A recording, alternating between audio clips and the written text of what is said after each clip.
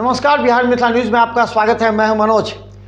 देखिए, रील्स बनाने के चक्कर में एक युवक जो 13 से 14 वर्ष का था उसकी हत्या हो जाती है।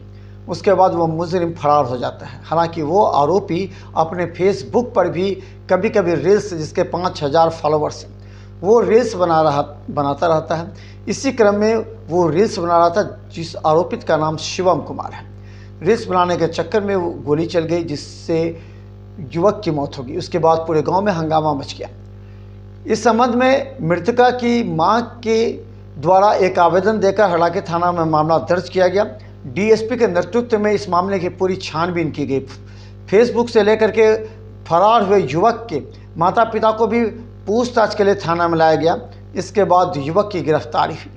डीएसपी इस मामले में पूछताछ कर रहे हैं कि आखिर इस युवक को रील्स बनाने के लिए या इससे पहले हथियार किसने दिया, हथियार कौन उपलब्ध कराया और इस हथियार का इस्तेमाल कहां कहां किया गया है।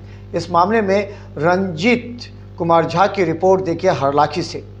पुलिस को सूचना मिली थी कि दिनांक 23/9/2024 को एक व्यक्ति के द्वारा गोली मार के एक लड़का था शिवम कुमार, उसका हत्या कर दिया गया है।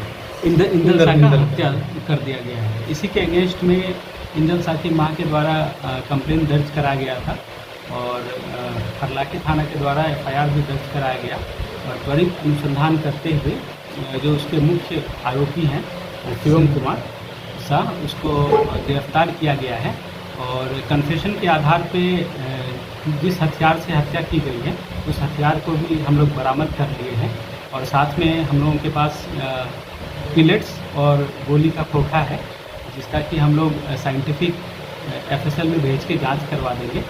और ये पुलिस के द्वारा एक बहुत बड़ी कामयाबी है, क्योंकि हम लोगों ने बहुत ही कम समय में मर्डर जैसे केस का उद्भेदन करते हुए उसके प्राइमरी एक्यूज को गिरफ्तार कर लिए है। सतर्कता ये घटना रील्स बनाने के कारण हुई है, इसकी वास्तविकता क्या है, क्यों कैसे गोली चली?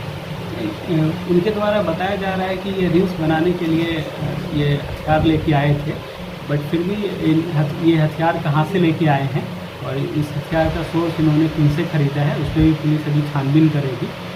बट ये हथियार है क्योंकि जो रील्स बनाने से पहले रील्स ये लोग जनरली विदाउट वेपन बनाते थे, लेकिन ये उस दिन वेपन्स लेके वहाँ पे मौजूद थे।